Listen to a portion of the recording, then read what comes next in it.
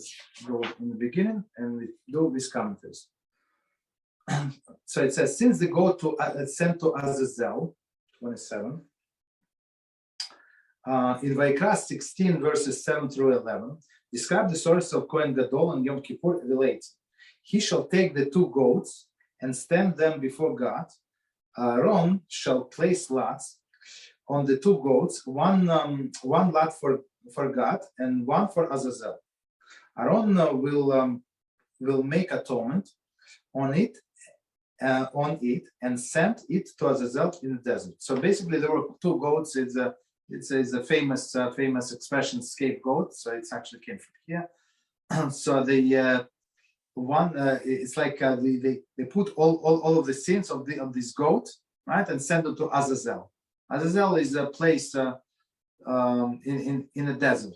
So there is a cliff. They push him off the cliff. That's the story. Okay. So one more time. Since the goat sent to Azazel atones for all Israel, 28, commenting. Yoma 67a relates that they would tie a scarlet thread, symbolic to the sins of Israel, right? So the meaning red, scarlet is red thread, from the goat's horn to a rock. When the goat was pushed to its death, this thread would turn white, revealing how the Jews were granted atonement for the sins, as Yeshayahu 1:18 prophesies. Though your sins are like scarlet, they shall be white as snow. So okay, so that's basically. I think it was only in the first base in English. I don't think it was in the second one, if I remember correctly. So there were two strings, right? One was tied next to the Kodesh HaKodashim. I don't remember exactly where. Unfortunately, I don't remember where. But second was tied to the horn of the goat, because technically it's holiday. You're not allowed to carry. So it's very interesting, because the guy had to go very, very deep into the desert to do that. And as we know, there is Tchum Shabbos. You're not allowed to walk more than 2,000 amos, right? So they would do this special procedure. That's how we know how if you want to travel extended more than Tchum Shabbos, what you have to do. So they put somehow into huts, like on the duration of his journey, and they had food, and they offered this guy who would walk with the goat a food, like a food and drink. Of course, he would refuse, because it's Yom Kippur, but that's how he was able to go all the way into the desert. And before they pushed this goat, he would untie this scarlet wool, tied to the. Tie is not one knot, right? Because we learn in the Laws of Shabbos, you're not allowed to do double knot. So he would do one knot on a rock, push the goat, and the string would turn white, and same in the base of English, would turn white. So it's like an indication that everything is good, and that all of the sins were forbidden. Okay, so it was 28. So continue from the beginning. Since the goat sent to Azazel atones for all of Israel, okay, we just said that. The Kohan Gadol confesses upon it as a spokesman for all Israel. So basically, this Kohan Gadol does Teshuvah. He's our representative, right? He is our shliach to do Teshuvah for us, right? So we have to repent. Of course, we repent, but he's still our shliach. 29. From Rambam's word, it appears the Kohan Gadol serves as the agent, exactly, shliach, to the entire Jewish people, and his confession takes the place of those of each private individual.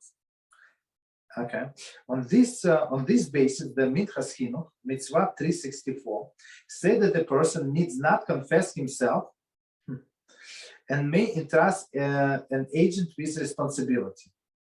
That's a very interesting halachah, what Minchas Chinuch said, right? So he said that in many things we can appoint an agent, right, to do the things for us, and even to Shua, I mean, the agent can get you right. Basically, you say go and get me this wife, so he can be an angel of that person, and the person is married, absolutely legal, 100%, or divorce and stuff like that. But even in the case of Teshuvah, he said, so I'm sorry, so this and that.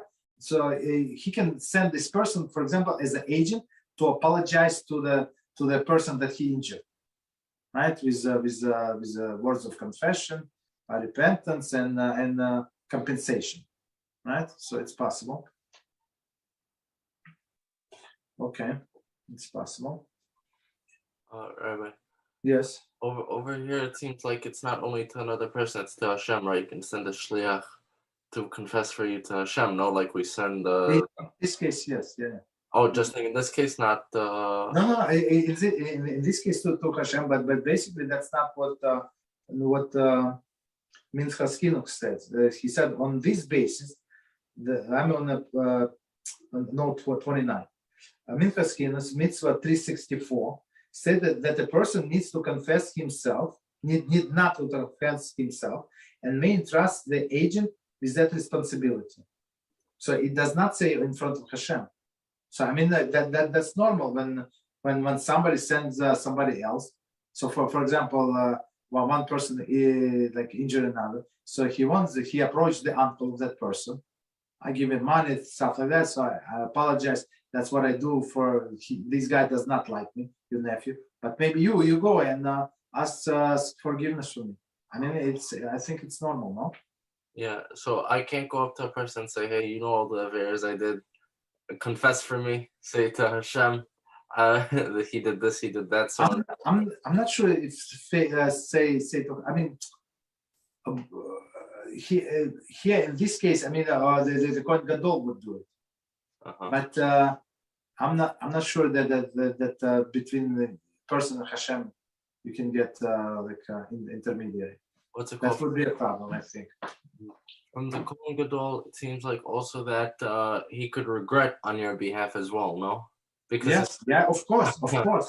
That's part of the Teshuvah. You regret. It's a second step, right? We said acknowledge what we did and regret. We're very sorry. We were not obedient children. Exactly. Continue. Other commentaries suspend that there are certain mitzvahs that are incumbent on the Jewish people as a communal entity. Here we go. Okay, answer to our question.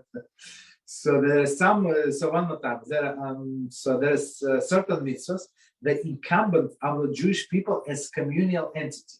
The Kohen Gadol confesses for the violation of these mitzvahs and other sins of more general nature. So he confesses only not about all these sins, but all this like communal obligation. However, each individual must himself confess for his personal sins. So it's a different opinion. I mean, but I don't see any contradiction. So Kohen Gadol confess for some sins, and for other people confess for the others. Of course, Kohen Gadol cannot fix anything if it's between man and man, right? Continue. The Meiri Hilchot HaTeshuvah offered different perspective, explaining that Kohen Gadol confession was instituted to arouse the nation to Teshuvah.